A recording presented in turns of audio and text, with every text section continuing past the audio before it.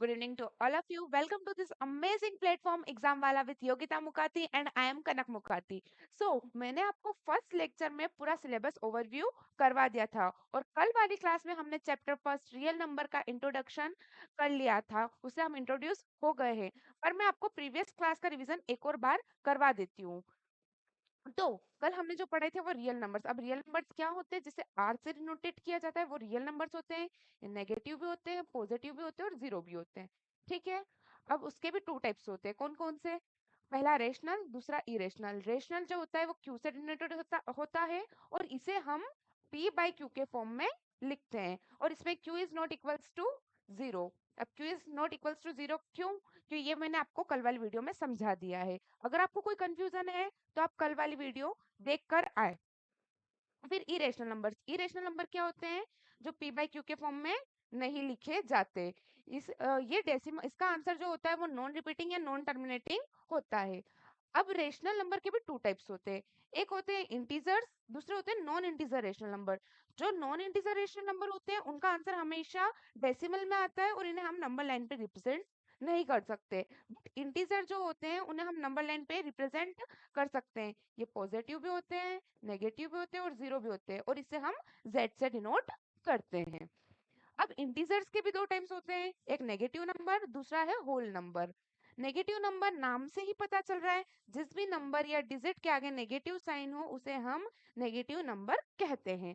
Whole number जिसे हम W से डिनोट करते हैं और ये स्टार्ट कहाँ से होते थे? ये जीरो से स्टार्ट होते, जीरो वन टू ऐसे करके इनफाइनाइट तक जाते हैं।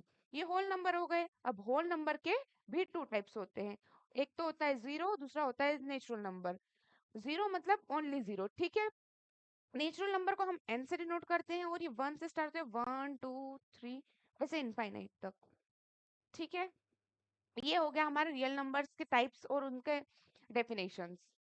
मैंने आपको शॉर्ट में समझा दी है। अब नेक्स्ट नेक्स्ट क्या है? Fundamental fundamental theorem of arithmetic. ठीक है। इसमें क्या लिखा है? Every composite number can be expressed factorise as a product of prime number. कोई भी कंपोजिट नंबर को हमें ऐसे तोड़ना है, ऐसे फैक्टराइज करना है कि वो प्रोडक्ट ऑफ प्राइम नंबर हो।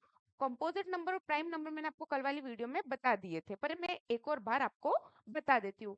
कंपोजिट नंबर वो होते हैं जिसके दो से ज्यादा फैक्टर हो। जैसे एग्जांपल के लिए ले लो फोर। एक तो फोर का फैक्टर वन हुआ, एक फोर खुद, ठीक है, और एक टू। इसके कितने फैक्टर है? तीन फैक्टर हैं। ठीक है। तो ये जो होगा ये कंपोजिट नंबर होगा।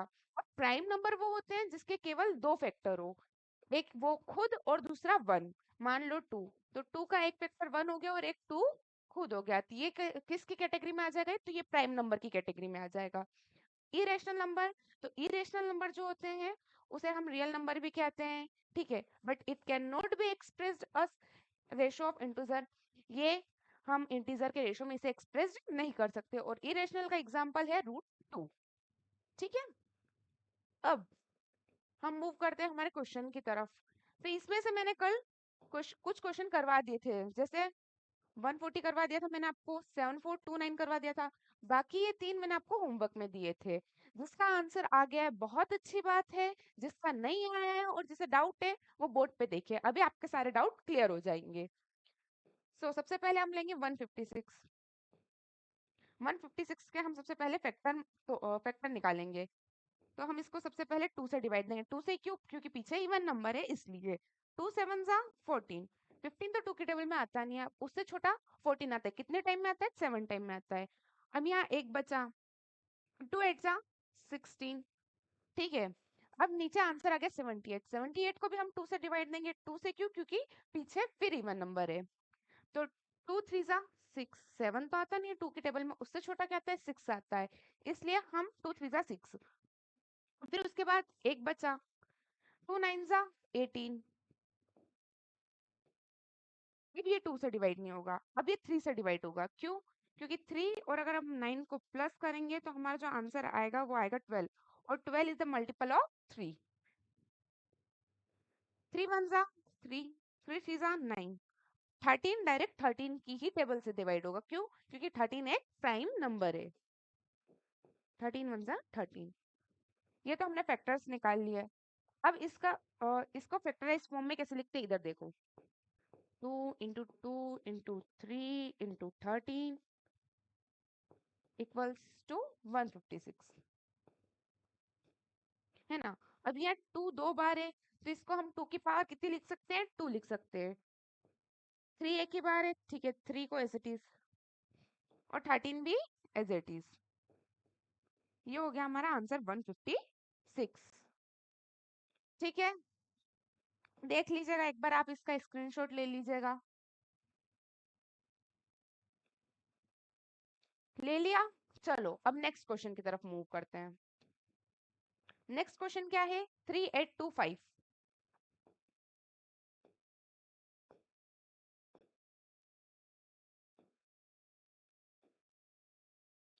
ये 2 से तो नहीं जाएगा, सामने दिख रहा है क्या, ये 3 से जाएगा, चलो 8 करके देखते हैं। ठीक है, 5 और 2 7, 7 और 3 10, 10 और 8 18, 18। हाँ ये 3 से जाएगा, क्यों, क्योंकि 18 is the multiple of 3। 3 one जा 3, 3 टू जा 6। अब क्या, 3 की टेबल में 8 तो आता नहीं है, तो उससे छोटा 7 भी नहीं आता है, 6 आता है, इसलिए 3 टू जा 6। अब 3 टू जा 6 करेंगे तो यहाँ 2 बचेगा।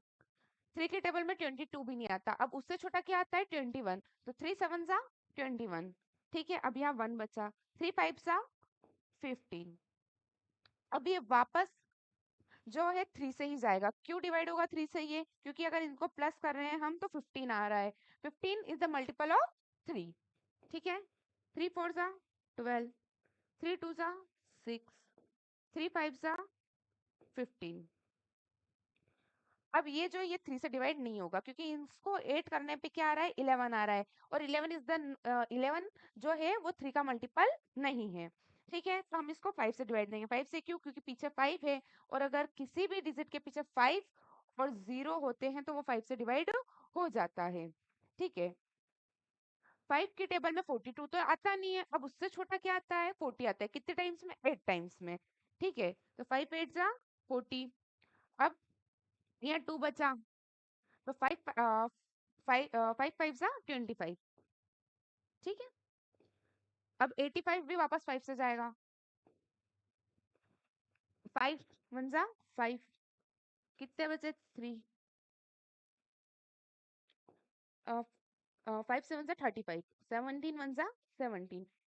देखो, 5 को हमने एक बार में काटा, क्योंकि 5 टू जा जो होता है वो 10 है, और 10 जो है वो 8 से बड़ा है। ठीक है, अब 5 में से अगर 8 में से 5 माइनस करेंगे 3 बचेंगे। ठीक है, 35, 5 7 जा 35। अब यहाँ 17 बचा, तो 17 की टेबल से ही डिवाइड हो, क्यों, 17 भी एक प्राइम नंबर है। ठीक है, अब इसके फैक्टर हम लिख लेते हैं, 3 into 3 into 5 into 17 equals to 3825, है ना।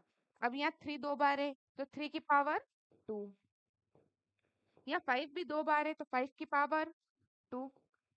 बट अगर 17 एक ही बार है तो हम 17 को एज इट इज लिख देंगे, या 17 की पावर आप चाहो तो 1 भी लिख सकते हो।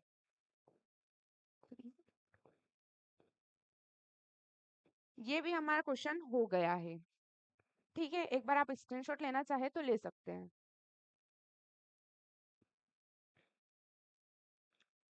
अब हम मूव करते हैं नेक्स्ट क्वेश्चन की तरफ।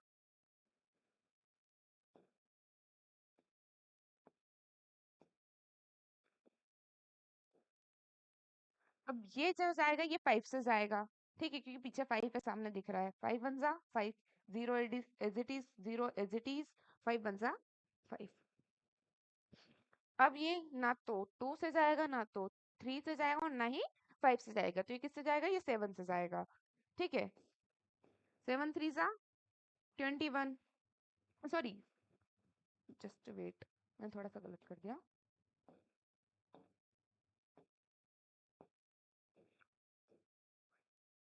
5 1 जा 5, 0 एज इट इज, फिर 0 एज इट इज, 5 1 जा 5। अब ये 7 से जाएगा, तो 7 1 जा 7, यहाँ 3 बचेगा, अब 7 के टेबल में 30 तो आता नहीं है, 30 से छोटा क्या आता है? 28 कितने टाइम में आता है? 4 टाइम में, ठीक है। अब 30 में से अगर अपन 28 माइनस करेंगे 2 बचेगा, तो 7 3 जा 21, ठीक है। अब ना ये 2 से जाएगा, ना 3 से जाएगा, ना 5 से जाएगा, ना ही 7 से जाएगा, तो ये किससे जाएगा? ये 11 से जाएगा। 11 1 जा 11, 14 में से 11 माइनस करेंगे तो 3 बचेंगे, ठीक है। 11 3 जा 33। अब जो 13 है वो सिर्फ 13 से ही जाएगा। क्यों 13 से क्यों जाएगा? क्योंकि 13 एक प्राइम नंबर है, ठीक है। ये हमने इसके फैक्टर निकाल लिए। अब आप इसे लिख लेते हैं, इसके फैक्टर्स लिख लेते हैं। क्या है? 5 into 7 into 11 into 13 equals to 5005, ठीक है। तो ये हाँ हो गया हमारा क्वेश्चन नंबर 1 कंप्लीट। ये वाला जो है ये मैंने आपको कल वाली वीडियो में या फिर प्रीवियस लेक्चर में करवा दिया था। मूव करते हैं नेक्स्ट क्वेश्चन की तरफ। तो नेक्स्ट क्वेश्चन क्या बोल रहा है देखो।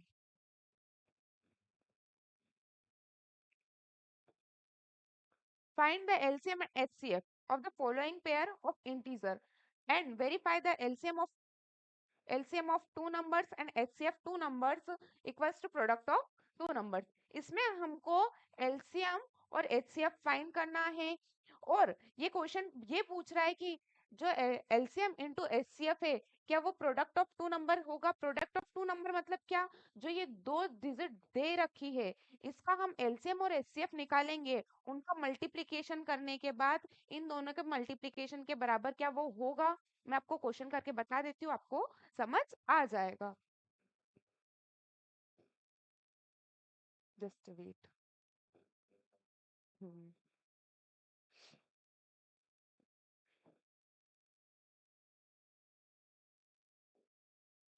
तो पहला क्वेश्चन जो है हमारा वो है 26 एंड 91। तो पहले इसके हम एलसीएम और एचसीएफ निकाल लेते हैं, ठीक है। इसका एलसीएम आप रफ में ले सकते हैं। अब ये पीछे 6 है मतलब 2 से चला जाएगा। 2 1 जा 2, 2 3 जा 6। अब यहाँ 13 आ गया, तो 13 तो एक प्राइम नंबर है तो वो सिर्फ 13 से ही जाएगा। 13 1 जा 13। अब 91, 91 ना तो 2 से जाएगा ना तो 3 से जाएगा ना ही ये 5 से जाएगा, तो ये हम इसको 7 से डिवाइड करते हैं, ठीक है। 7 1 जा 7, यहाँ 2 बचा, 7 3 जा 21 और यहाँ 13 1 जा 13, ठीक है। अब इनके जो है फैक्टर्स आए हैं वो लिख लेते हैं। क्या है इनके फैक्टर्स? 26 के फैक्टर लिख लेते हैं पहले। तो 26 के जो फैक्टर है वो है 2 इंटू 13 और 91 का जो फैक्टर है वो है 7 इंटू 13, ठीक है। अब एचसीएफ क्या है इसका? तो एचसीएफ लिख लेते हैं हम। एचसीएफ वो होते हैं जो दोनों दोनों में कॉमन हो। तो दोनों में कॉमन क्या है? 13 है, तो हम 13 एचसीएफ ले लेंगे, ठीक है। एलसीएम क्या है? एलसीएम वो होते हैं जो इन दोनों चीज का हम फैक्टराइज कर रहे हैं और जो आंसर आ रहे हैं मतलब इधर 7 है और इधर 2 है, कॉमन जो कॉमन है वो भी लेना है और जो कॉमन नहीं है वो भी हमें एलसीएम में लेना है, ठीक है। अब देखो यहाँ 2 है पर यहाँ 2 नहीं है, पर हमको लेना है क्योंकि हमने क्या बोला है? एलसीएम ले रहे हैं हम, ठीक है। उसके बाद 7, यहाँ 7 है यहाँ 7 नहीं है, फिर भी हम लेंगे। क्यों? क्योंकि हमने एलसीएम लिया है। अब यहाँ 13 देखो 2 बार है, ऊपर भी है नीचे भी है, पर 13 अगर हम इनका एलसीएम लेंगे तो 13 क्या एक ही बार आएगा, इसलिए क्या 13 एक बार। अब इसका मल्टीप्लाई करेंगे, 2 7 जा 14 और 14 में अगर 13 का मल्टीप्लाई करेंगे तो आंसर आएगा 182। एक बार मैं आपको मल्टीप्लाई करके बता देती हूँ।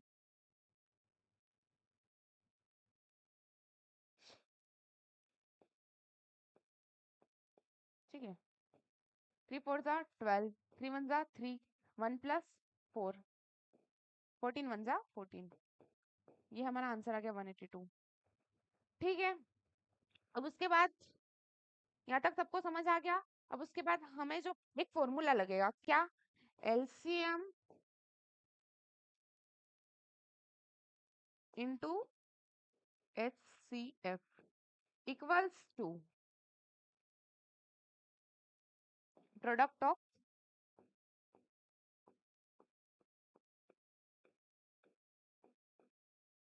To numbers. इसको आप पूरा लिखे, ठीक है? नंबर्स को मैंने अभी आपको समझाने के लिए ऐसे लिखा है। तो एलसीएम क्या है हमारा? 182। एचसीएफ क्या है? एचसीएफ जो है वो हमारा 13 है। इक्वल्स टू हमारे दो नंबर कौन से? 26 और 91। इसका मल्टीप्लीकेशन कर लेते हैं आप।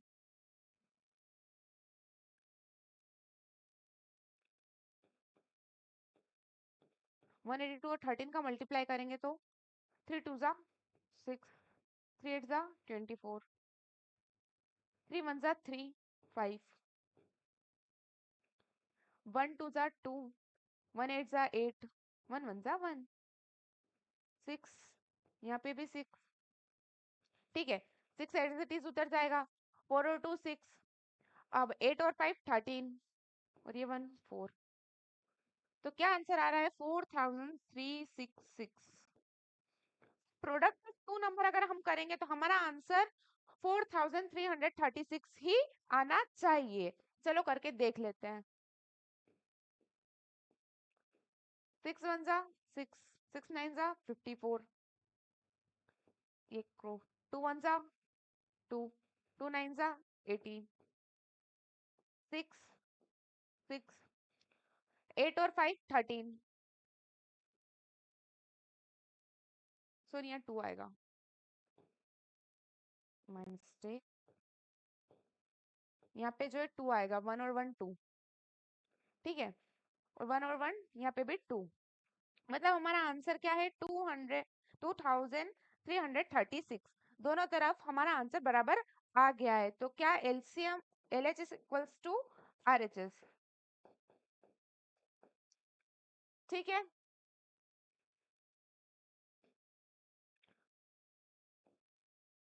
ये वाला क्वेश्चन मैंने आपको करवा दिया है, बाकी के दो क्वेश्चन जो है वो आपके होमवर्क हैं, ठीक है? अब आगे के जो क्वेश्चन है वो हम कल करेंगे। तब तक के लिए थैंक यू सो मच। अगली वीडियो में जल्द ही हम मिलेंगे।